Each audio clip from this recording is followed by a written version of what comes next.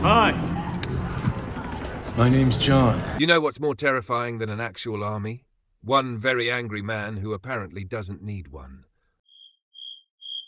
Welcome to the wild, completely unreasonable world of one-man army scenes, where strategy is replaced with rage, backup is optional, and bullets seem to fear the main character. Oh, shit. These cinematic lone wolves don't just go to war, they are the war. Whether it's revenge, rescue, or just a bad case of I woke up feeling violent, these guys take on entire militias like they're late for dinner. Before we get started, does anyone want to get out? So grab some popcorn, crank the testosterone to 11, and prepare to watch one dude do what entire military units couldn't, because teamwork is for people who aren't mad enough. It kind of feels personal. This is the top 10 one-man army scenes in movie history, where subtlety dies first. Number 10, Constantine.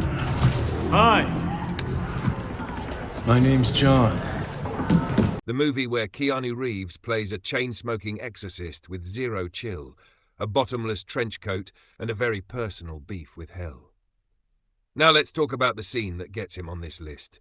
The moment he strolls into a room absolutely infested with demons and decides, yeah, I got this. Armed with holy relics, arcane knowledge, and a vibe that says, I'm too tired for this, Constantine turns a regular exorcism into a full-on demonic beatdown.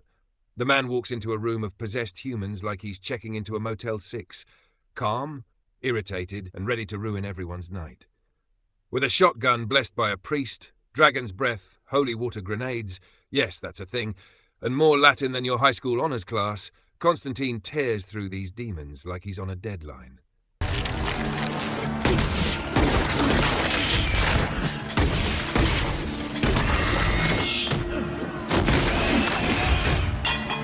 And he'll do it while lighting a cigarette mid-fight like it's just another Tuesday. This isn't just a fight scene, it's a clinic in how to obliterate evil with style, sarcasm, and sacred artifacts. No backup, no fear, and absolutely no patience for demon nonsense. Number 9, The Matrix 1999, Trinity checks in. Okay, let's talk about a scene that made every viewer in 1999 drop their jaw and question if gravity was just a suggestion. Before Neo even sniffed the one status, we got Trinity, black leather, mirrored shades, and enough martial arts moves to make a dojo weep. The scene? A dimly lit, squeaky clean room at the top of a dingy building. A bunch of cops burst in, thinking they're about to arrest some random lady in pleather. Spoiler alert, they're wrong. Very wrong. Tragically wrong. They're bringing her down now. No, Lieutenant, your men are already dead. Trinity turns, gives them the look. You know, that you're about to get hospitalized by someone 110 pounds and 110% done with your nonsense look. And then boom, it's go time. Ow!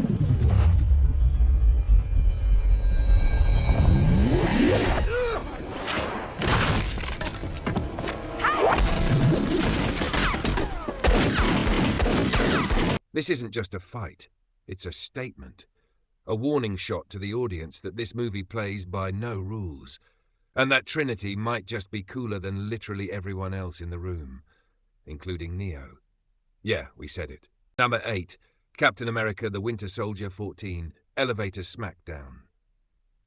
Picture this, you're Captain America, super soldier, patriotic icon, walking jawline.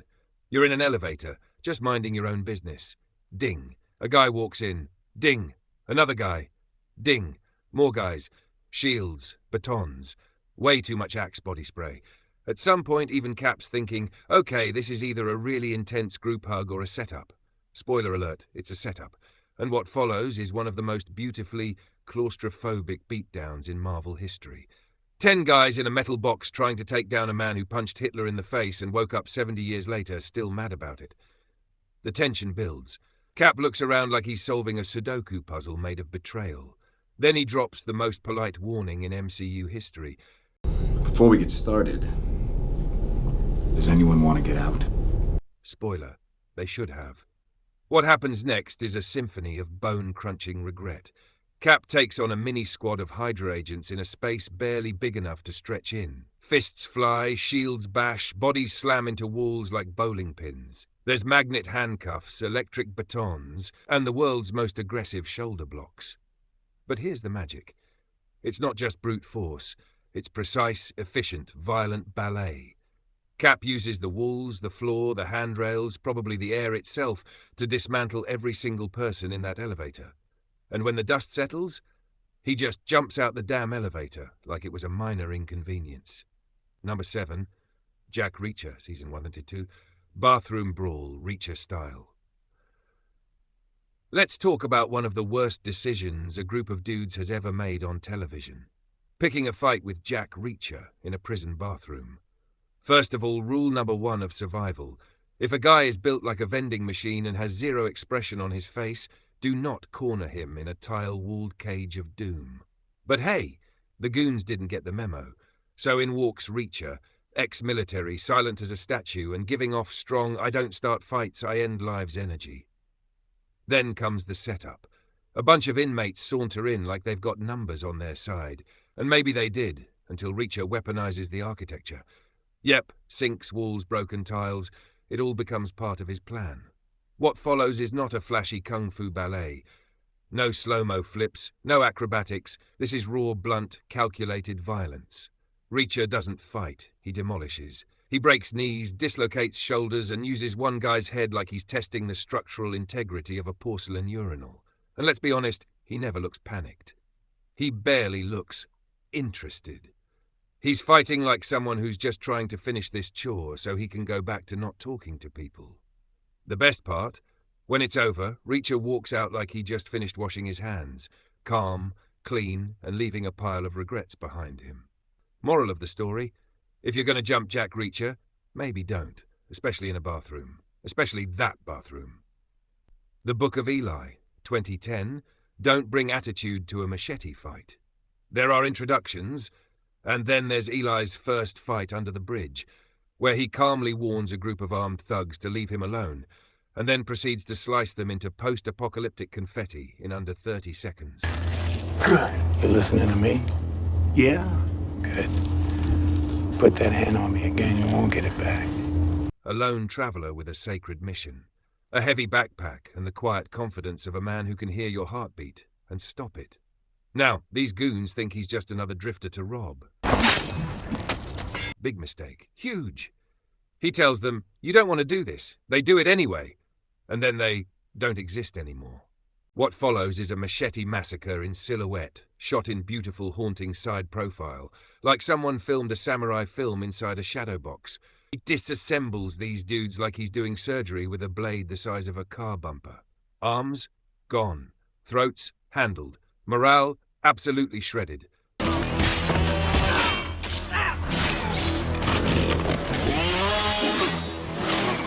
He's using sound, instinct, and the kind of calm that says, I've done this before and I'm not even sweating it. There's no music, no slow motion, just silence, steel, and a handful of people learning a very painful lesson in underestimating a man who walks like a monk and hits like a buzzsaw.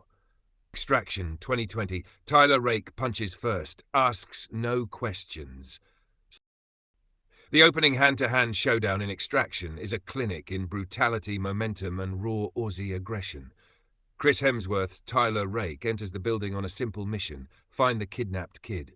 Sounds easy, until half the local underworld decides he shouldn't leave the room alive. What follows is a close-quarters symphony of pain. Rake doesn't just fight, he dismantles. One guy gets slammed into a wall so hard he probably forgot his own name. Another gets a gun shoved in his face before he can finish a sentence.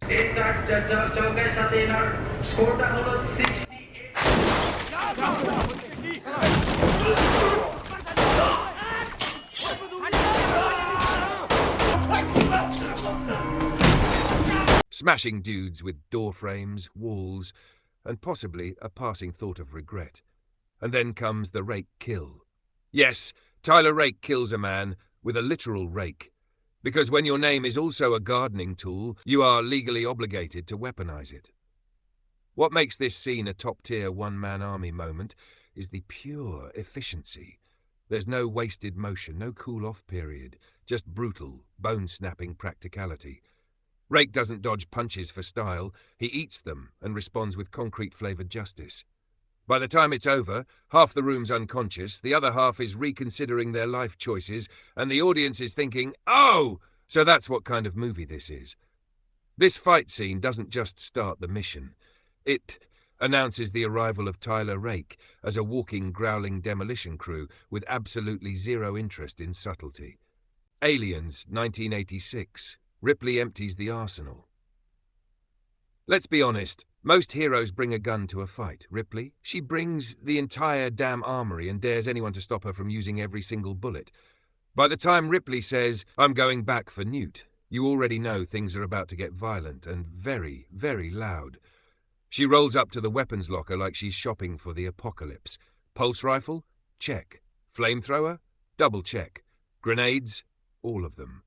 Then she does the most aggressive DIY job in cinematic history by taping a flamethrower to her rifle, creating the unofficial weapon of "I've had enough of this alien BS." And once she's locked and loaded, Ripley walks into the xenomorph hive like it owes her money. She just unleashes a full-on ballistic tantrum. It's like she took one look at the Queen's egg chamber and decided everything here dies.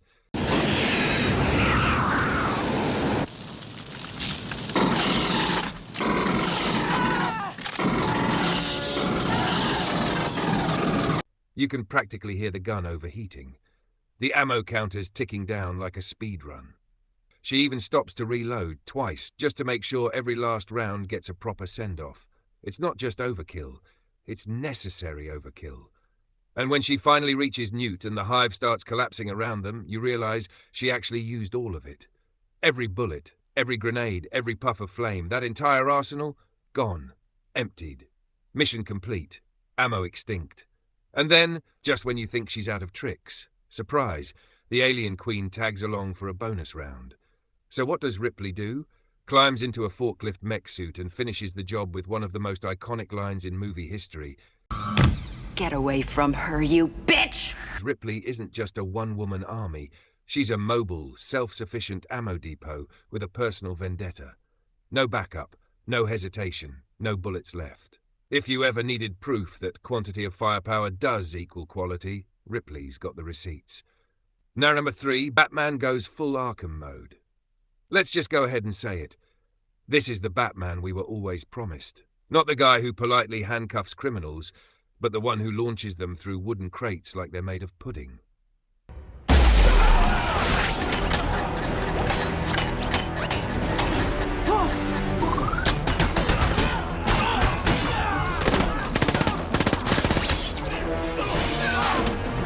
A warehouse full of armed hostiles standing between him and Martha Kent.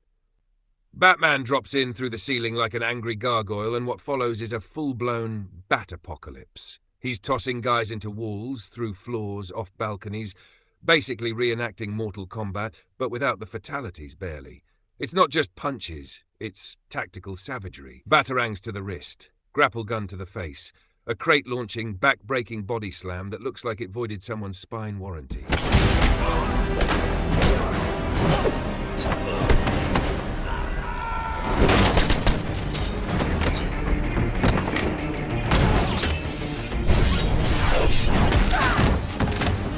And then he gets angrier, like he feeds on blunt force trauma. You can feel the weight of every movement. The choreo is bone-crunching, messy, and absolutely feral. This isn't your acrobatic, flip-happy Batman. This is I've been holding this rage in for 20 years Batman. Warehouse edition. By the time he's done, the bad guys are unconscious, the walls are crying, and the audience is still trying to catch its breath. That's why this lands at number 3. Because this isn't just Batman fighting. This is Batman Unleashed. One man, dozens of hostiles, no backup, no mercy. Gotham doesn't need saving. Gotham needs a nap. Punisher. Frank Castle paints the walls red. Some heroes fight for justice. Frank Castle fights like justice filed a restraining order. Nowhere is that more obvious than in the prison fight scene, a jaw-dropping, soul-crushing, body-mangling bloodbath where Frank turns a maximum security hallway into a medieval dungeon in under 2 minutes. Let's go! Let's go! Let's go! Come on. You're dead! You're dead! Let's go!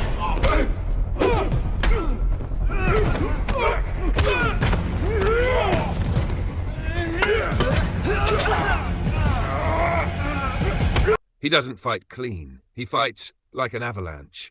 Fists, elbows, knees, walls, metal bars, broken sinks. Everything becomes a weapon. He snaps arms, gouges eyes, bites faces, and finishes the job like he's been dreaming of this day since boot camp. Blood? Everywhere. Screaming? Constant. Regret? Palpable, and coming mostly from the guys who thought 5-on-1 odds were good enough. By the halfway mark, Frank is covered in blood, like it's war paint. By the end, he's standing alone in a pile of broken, twitching bodies like the Grim Reaper doing open mic night. And let's be clear, this isn't stylish or elegant. There's no choreography, no clean takedowns. This is raw, rage-fueled prison chaos, and it is perfect. Why is it number 2? Because it might be the most terrifyingly effective one-man army display ever put on screen. No suit, no powers, no help, just a man, a hallway, and a seething bottom well of fury. Frank Castle doesn't bring justice. He buries it.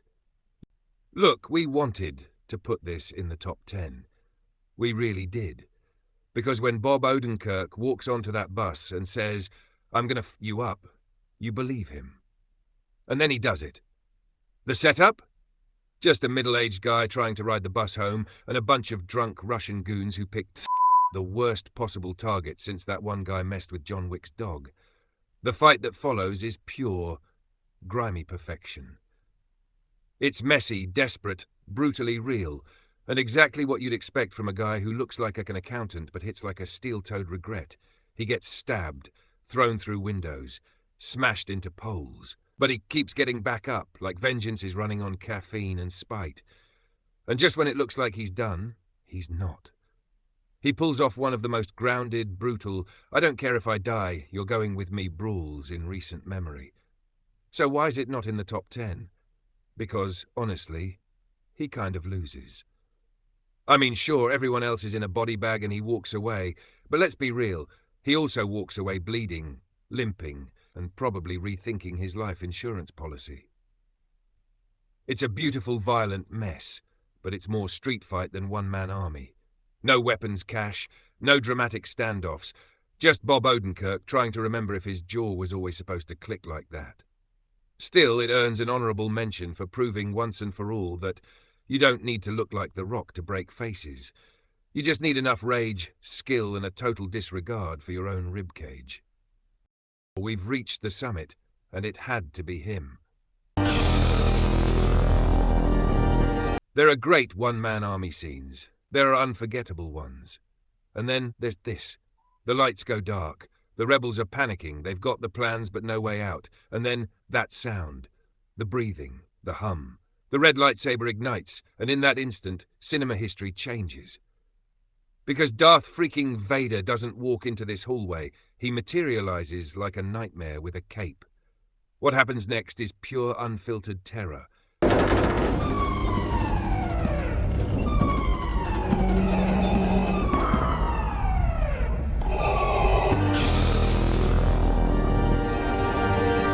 Throats crushed, bodies thrown like ragdolls. He's not just fighting, he's performing. Every move is precise, efficient, and mercilessly brutal.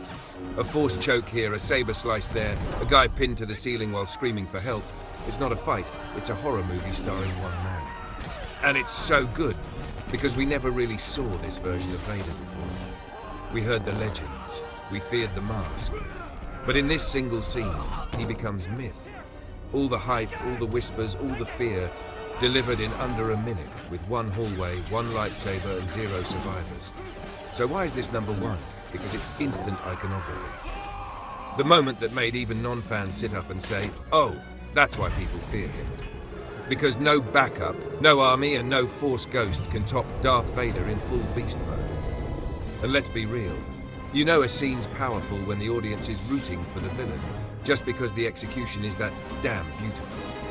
Just Vader, the original one-man army. And there you have it. 10.